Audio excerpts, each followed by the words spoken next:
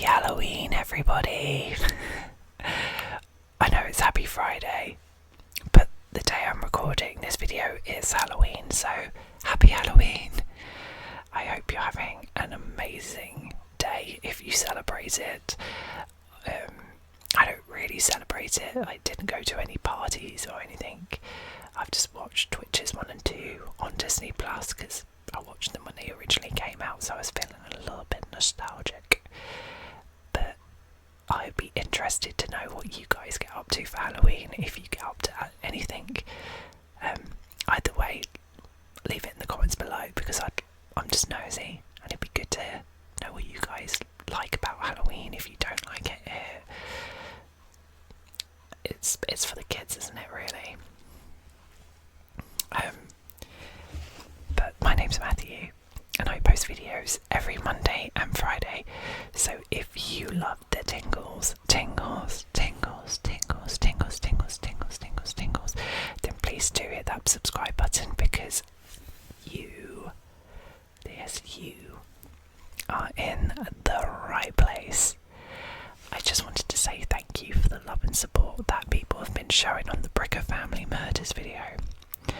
It kind of caught me unaware when I was getting my hair done. I was looking through the app like several different times, but the views had jumped so dramatically. And it gained like 3 or 4 subscribers whilst I was in the chair.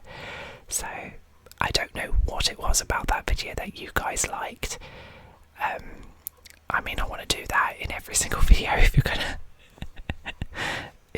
really enjoy watching it and subscribing. But yeah, no, I was really blown away, so I really do appreciate it. And I know it's cliche, and I know other YouTubers have said it, but I really don't take it for granted. Like, we are a small channel, but you guys are amazing. Like, some of you are commenting like on every single video, and we're talking about cases, and I absolutely love it. So I really do appreciate every like, every comment, every subscriber. Like, literally every minute you watch the video, I'm forever grateful to you.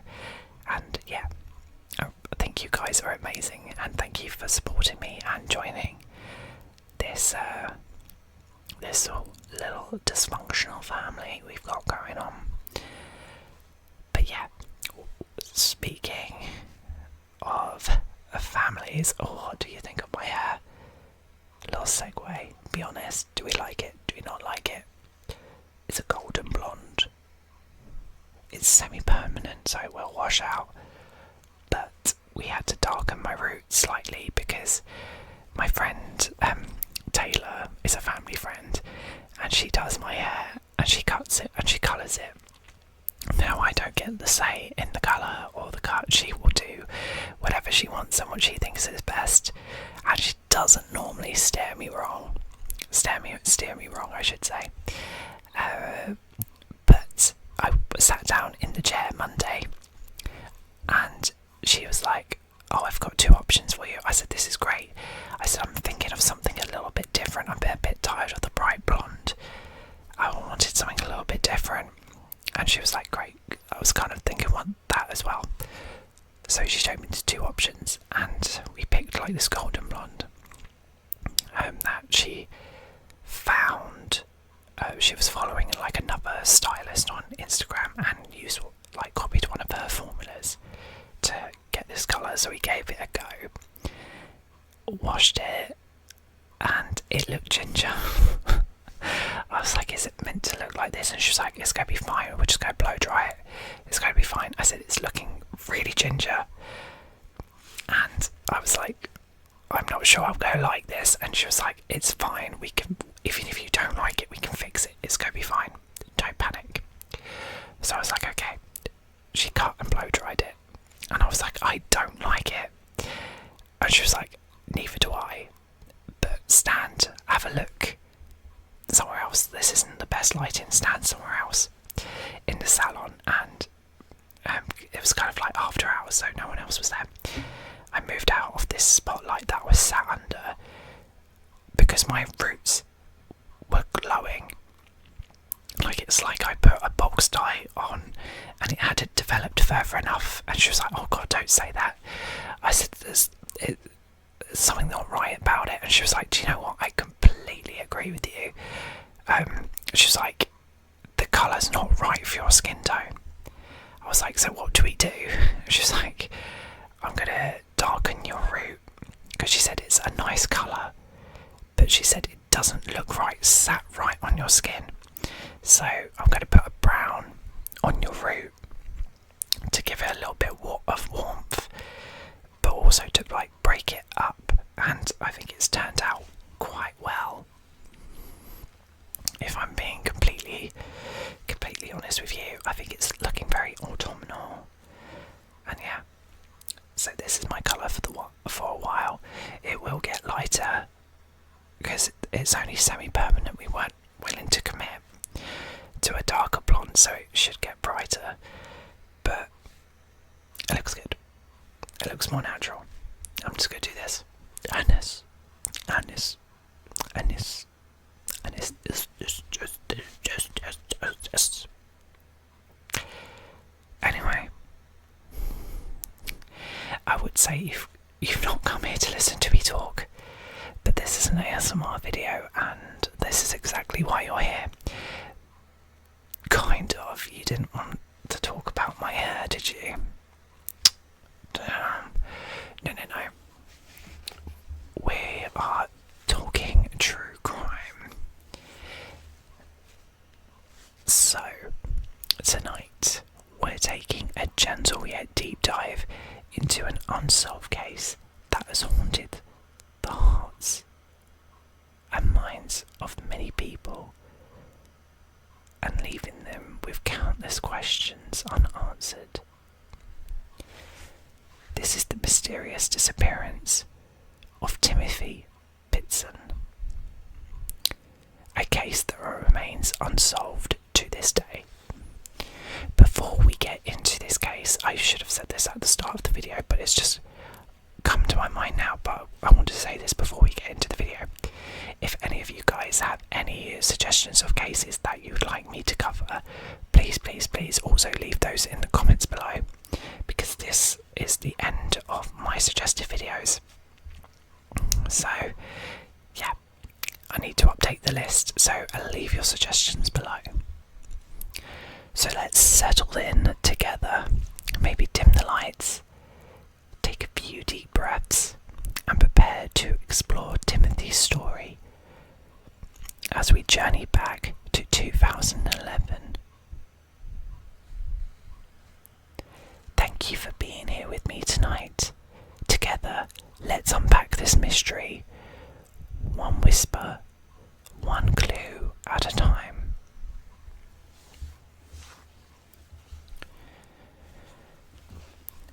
Timothy James Pitzen was born on October 18th, 2004 in Aurora, Illinois. He was a lively, curious 6-year-old who loved playing outside, exploring and going on little adventures with his family. Timothy had a big smile and an infectious laugh that could brighten anyone's day. Timothy's parents, Amy Fry Pitzen and Jim Pitzen, were his world. Although they faced ups and downs like many couples, both loved Timothy deeply.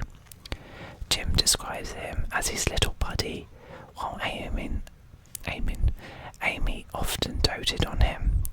Despite their closeness, Amy's inner struggles with depression and emotional turmoil affected her life and family dynamics. Understanding these struggles sheds light on Amy's mindset, especially in the days leading up to Timothy's disappearance. She kept her pain well hidden beneath a calm exterior, but may have felt overwhelmed by concerns about Timothy's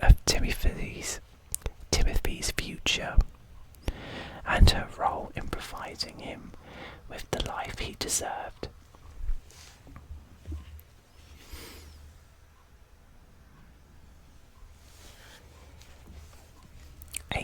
battle with mental health was known to those closest to her.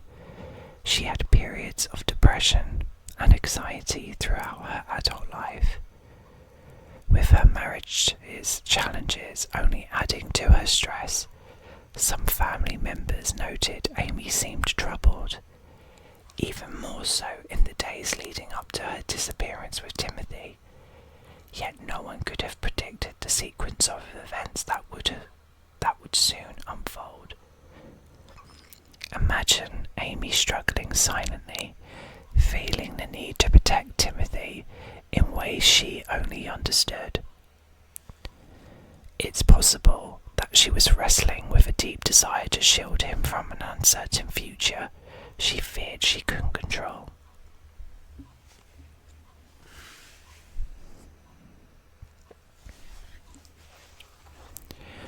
On May 11th, 2011, Timothy's life took a mysterious turn. That morning, Jim dropped Timothy off at Greenman Elementary School. Later that day, Amy arrived at that school unexpectedly, explaining to the staff that a family emergency had arisen. She signed Timothy out, and together they embarked on a road trip that would last for 2 days. Amy and Timothy visited the Brookfield Zoo, the Key Lime Cove Resort in Gurnee, Illinois, and eventually Kalahari Resort in Wisconsin Dells. Is that Wisconsin Dells? At each stop, witnesses saw them together. Timothy appeared to be safe and happy, likely enjoying what must have felt like an unexpected holiday with his mother. However, on May 13th, the trip took a disturbing turn. Amy checked out of their hotel in the Wisconsin Dells alone. No one saw Timothy. That evening, Amy rented a room at a hotel in Rockford, Illinois. There she spent what would be her final night alone. In the morning, hotel staff discovered that Amy had taken her own life in the room, leaving behind a haunting note.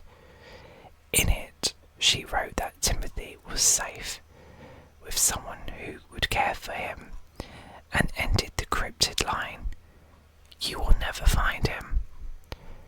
This line leaves a painful ambiguity and emptiness that no investigation has been able to fill. Oh my god.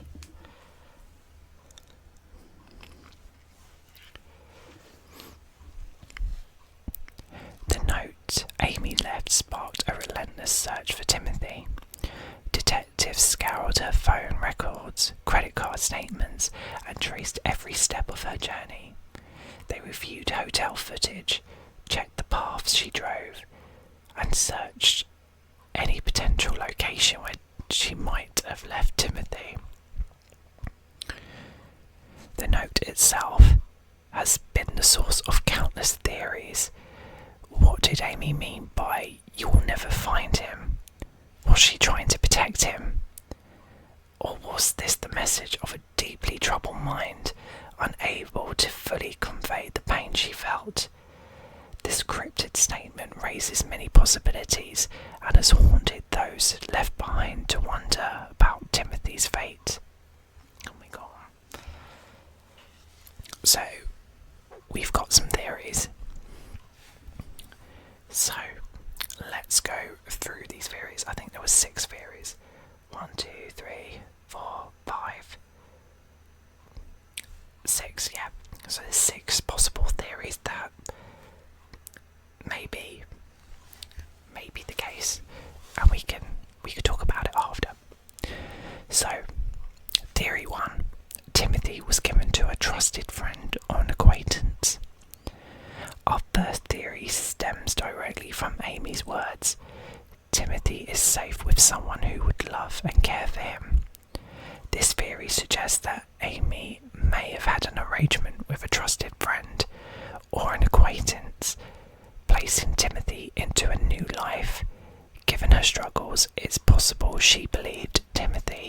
would thrive better under someone else's care.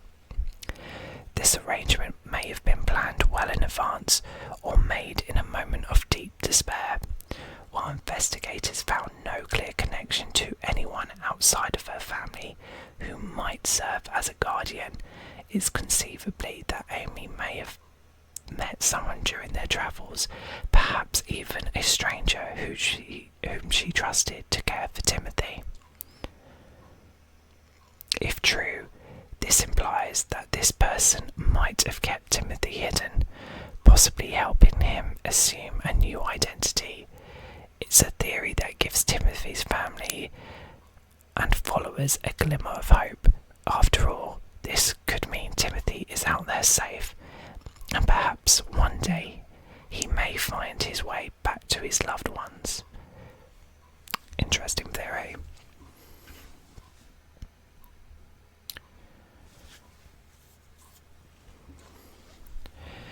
Okay, theory 2.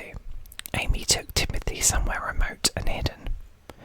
The second theory is darker and more unsettling, yet remains a primary avenue of inquiry.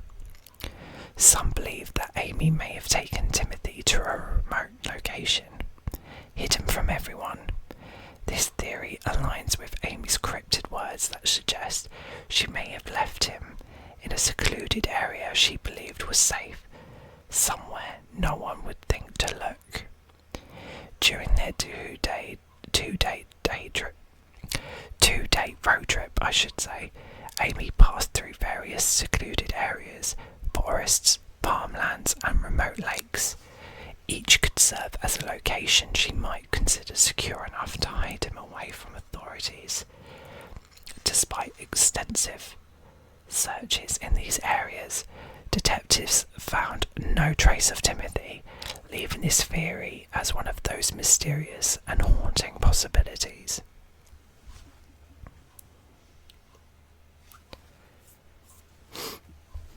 Theory 3. An unknown adoption or underground network. An alternative theory delves into the possibility that Amy may have involved Timothy in an underground adoption or hidden network of individuals willing to take care of children and help them assume new identities. Though there's no concrete evidence linking this theory to Timothy's case, stories of underground adoptions and alternative caretakers are known, especially in complex missing person cases. If this was her choice, Amy may have orchestrated everything to ensure Timothy's identity was concealed. If true, this would mean that Timothy could be living under an assumed identity, perhaps even in another state or country. This theory, while difficult to confirm, offers a thread of hope, as it suggests he may still be out there, living an entirely new life.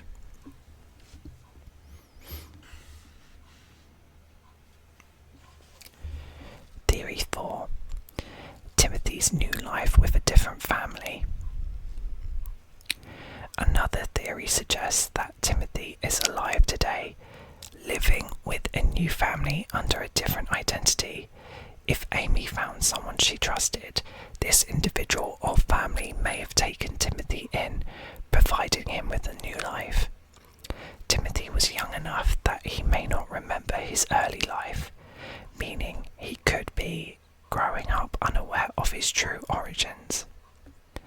If this theory holds, Timothy may someday rediscover his identity, either through memory, DNA testing, or another unexpected connection. This theory is particularly bittersweet for his family. While it offers hope, it also implies Timothy may no longer remember them or feel connected to his past.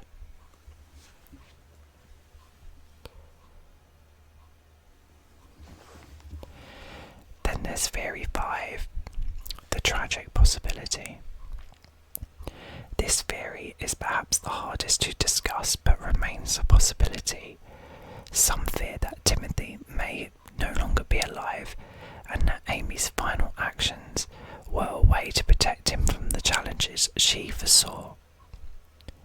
Those who support this theory argue that Amy's note was an attempt to shield others from the truth, and they see her statement, "You will never find him," as a way of providing closure through a painfully cryptic way.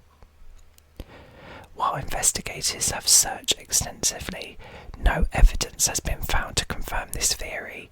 For Jim, and for those who love Timothy, this theory is heartbreaking.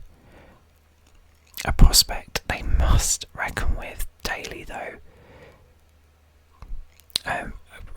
Must reckon with daily, though they still hold on to hope.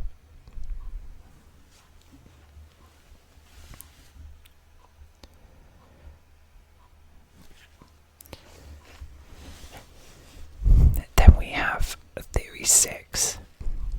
Lastly, there's a possibility that Timothy, if alive, may have no memory of his past. This theory suggests that he could have grown up with a new family, suppressing or forgetting his early life as a young child.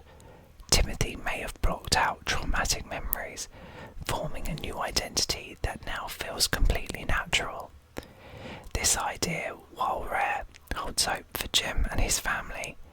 If Timothy were to remember or reconnect with his identity through a chance encounter or a DNA match, it would be a miraculous, life-altering event.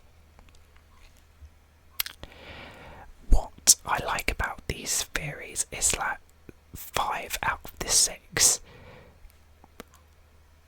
hold hope that Timothy is still out there. Reading through this case, my personal opinion, and it would be interesting if you guys are on the same wavelength with me, or if you've got a different theory. I think he's still alive. I was a little bit, when the note said, because I saw, the only thing I saw, or had a quick glance through, and I saw was, "You'll never find him." Then I thought, she killed him, and she's hidden him somewhere. But then that last bit, that first bit of the note where she's saying he's safe with someone, but you'll never find him, makes me think one of these theories is true.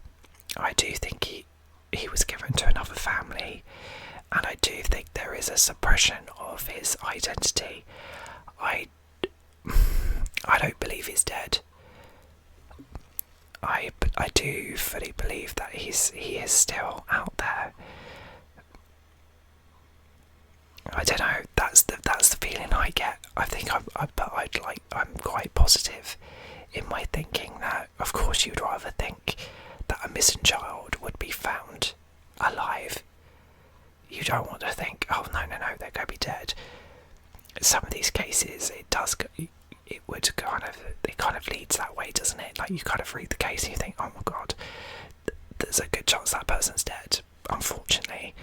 But with this case, I'm not feeling that at all. I do think he's out there,